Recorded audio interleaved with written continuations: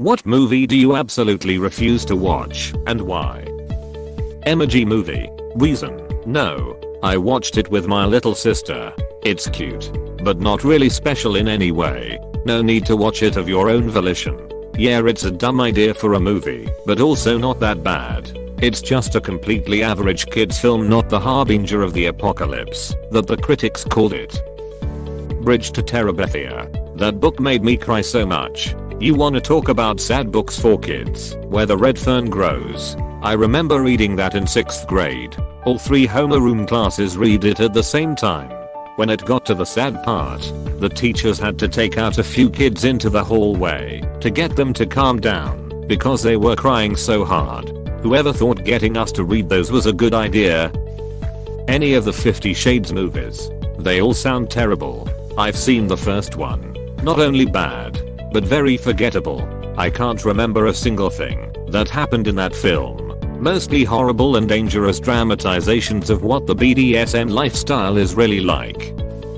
The Human Centipede. I think it's weird.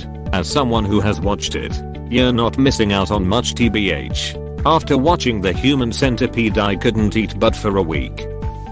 Any of the live-action Disney reboots. They feel like a dirty and manipulative scheme to play on my precious nostalgia for trademark extensions and gratuitous amounts of cash. Recently watched Mulan. What a travesty. Edit. I realize they tried to tell the story differently, with a more traditional touch, which is great. I loved Maleficent, which was a different perspective and telling of the Sleeping Beauty. However, the movie, Mulan, unlike Maleficent, was just bad in acting, story and filmography. Something associated, even in the slightest, with the movie we know and love. Deserves better. Probably the worst attempt at a live-action remake of all time. I don't even understand the thought process that went on in the process of making that movie. It was like they started with the original Mulan, removed anything funny, then took out all the songs, then decided to give her super Kai powers. Legitimately angry they did that badly. The Last Airbender. There is no The Last Airbender movie in Basing SE. Here we are safe. I accept your invitation to Lake Laogai. Basically any movie where the actors are running around with a handheld camera. There are very few good ones in a sea of total crap, and are only good if you like the genre. That is a safe call. I can't think of any other than Cloverfield. Coco. I lost my brother 2 years ago, and I know enough about the movie to know that it would rip me apart. Oh god.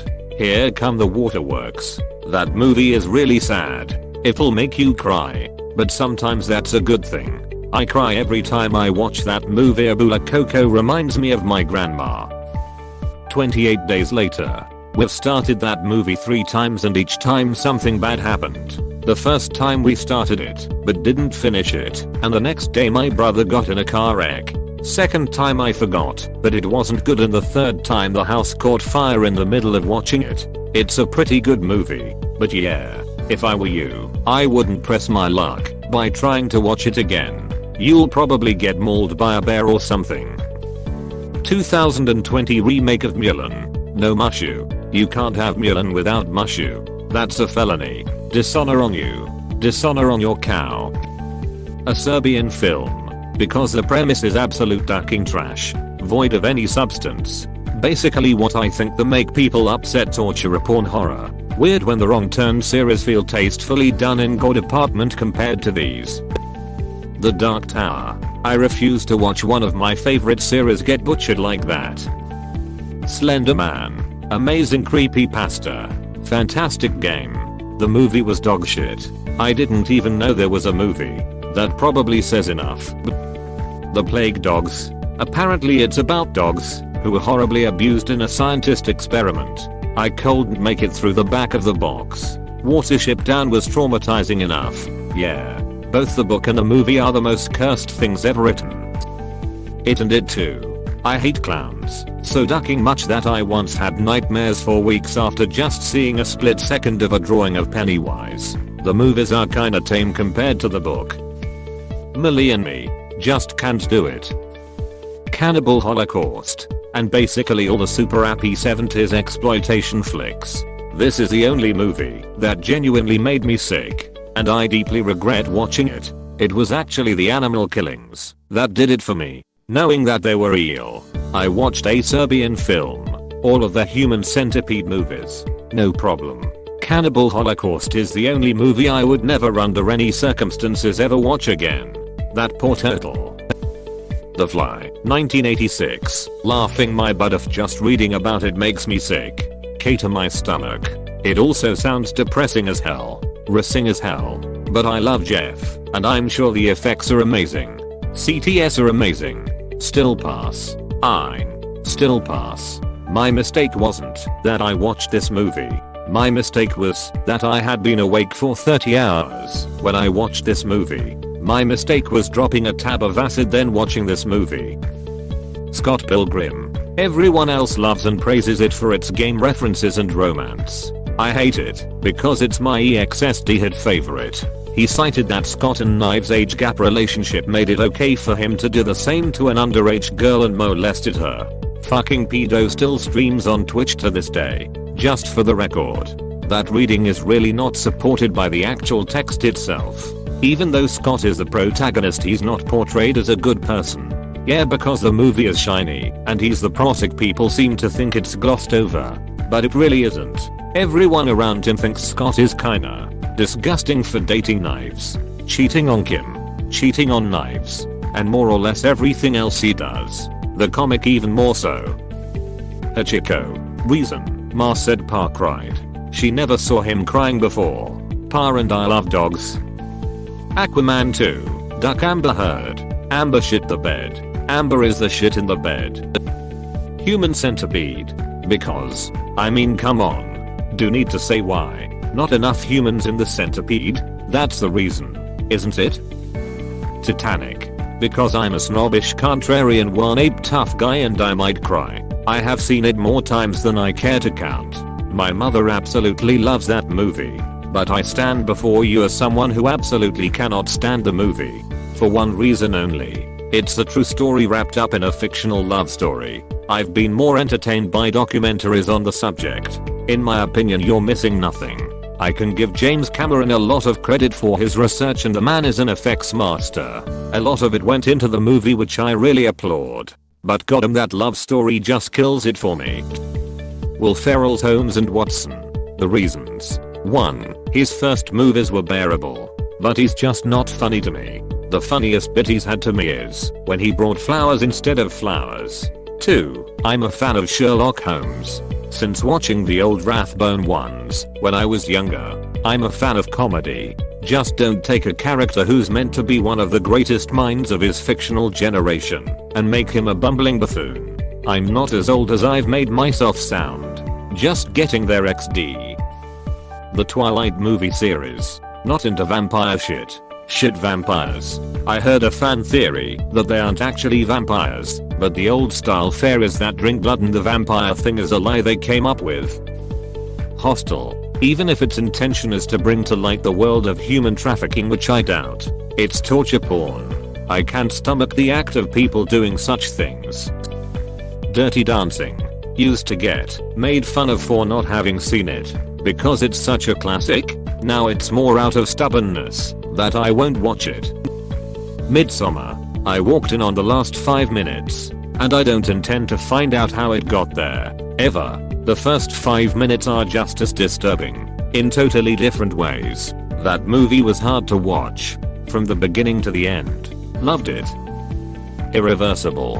A 10-minute graphic rape scene for some strange reason holds little appeal to me personally. Then don't watch I Spit on Your Grave. Either the original or the remake. Nothing like a half-hour gang rape scene to make you feel uncomfortable. Any Tyler Perry movie. They just seem cheesy. The only good one I can say is Diary of a Mad Black Woman. The others are not as good as that one. People of Reddit. I have been hearing rumors of this Megan is Missing movie online, and how crazy it is. I watched it the other morning with my girlfriend. It's not that it's even a new movie. It's about 10 years old. I really wish I could unsee that movie. I thought Irreversible was bad. I thought Candy was bad. I thought Requiem for a Dream was bad. Please do not watch this fucking movie. It has the most brutal and upsetting rape scenes I have ever seen in a movie. It is just terrible. You know, other than the content of the film. Another thing I had an issue with are directors. Like the one who directed Megan is Missing. Who market movies like that to bring awareness. There are no SAS, resources, etc. Just call your film an exploitation film and be done with it. You're not fooling us. That Robocop remake. That movie shat on everything that made the original one so great. Cuties. There is no legitimate justification for doing so. Paul Blart Mall Cop 2. It ruins the masterpiece. That is the first movie. Mine is Marley and Me. I know it will completely destroy me. The book is 10 times worse than the movie. Soon to add Aquaman 2 if they still keep Amber Heard.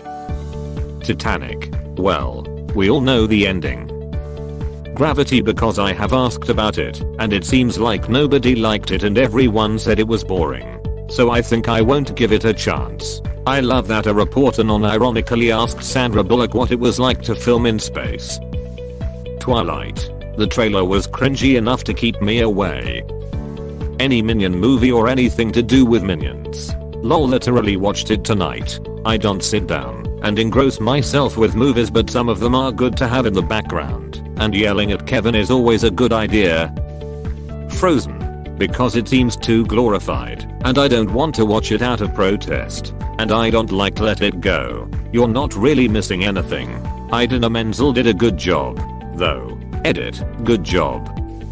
Requiem for a Dream. I've heard it's the most mentally disturbing movie out there. It's disturbing, but not even close to the most disturbing. I won't watch it again, though, so no judgment from me. The new Tom and Jerry, when it comes out, what they have done with it is just going to completely ruin it. Signs. I don't watch alien stuff. It scares me too much, and I'm a 54-year-old woman. Here's a fan theory for you. It's actually demons, not aliens. Of all the fan theories I've ever heard, this is the one I'm most convinced is canon. Rio. I've fostered dozens of parrots. I have 3 right now. One of which was in fact taken from the wild in 1989. I was working in the music department of Barnes & Noble, and they put Rio on the big screen. I couldn't even get through the opening scene when Rio and the random other birds were captured.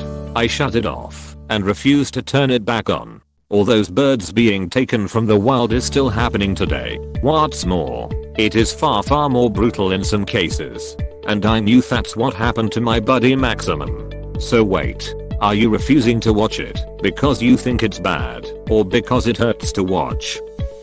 Saw movies. I've seen parts of one of them and it's just too much for me. Princess Mononoke. Now that I have your attention, my actual answer is Sharknado. It's so bad it's good sounds a lot like a way to be bored and underwhelmed, even taking massively tempered expectations into account.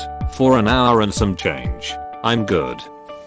I've never seen a James Bond movie. It didn't start out on purpose, but now I've gone 32 years without seeing one. I feel zero desire to start.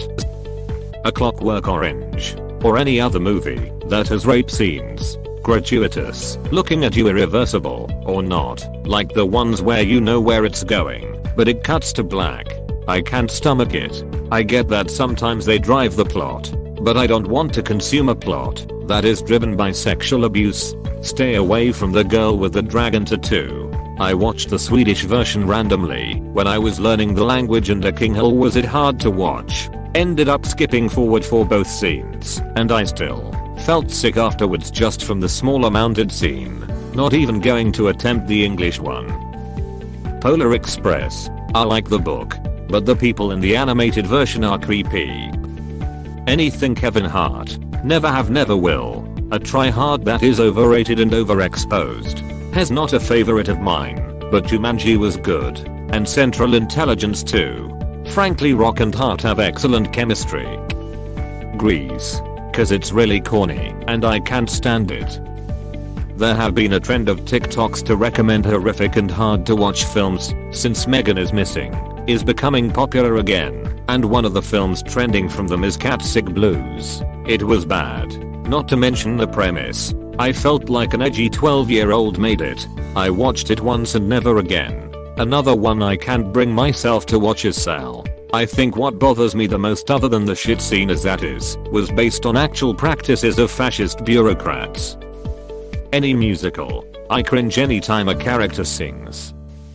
Mamma Mia, I hate A Star is Born with Lady Gaga and Bradley Cooper. I've seen versions 1, 2, 3 and this fourth one looked like the acting sucked, so I have no desire to waste my time. No matter how many people tell me I should. Everyone who told me to watch it didn't even know it's on its fourth remake. Lady Gaga is superb in this movie. Her performance was worth the Oscar nomination. Cooper turns in a fine performance as well. The acting is brilliant. The film itself does drag in places, and I think it could have been 30 minutes shorter, but is still worth watching, even if you only watch it once. Finding Nemo. Opening scene terrifies me. The Final Destination series. I've seen some deaths on that movie and that was not it. The tanning bed scene is embedded in my mind forever. Anything historical by Mel Gibson. That guy could take truthfulness lessons from Goebbels, although I suppose he could give Goebbels anti-Semitism lessons in return. The Godfather. I hear it insists upon itself. Avatar. A boy was supposed to take me to see it in the cinema and didn't, and I just won't watch it now. We are friends and all, and things were never anything but fine. But there was something about being let down by a close friend when it looked like something more was maybe going to happen that has made me hold a grudge or something against the movie. Thank you for watching. We hope you enjoyed this video. Please subscribe for more videos.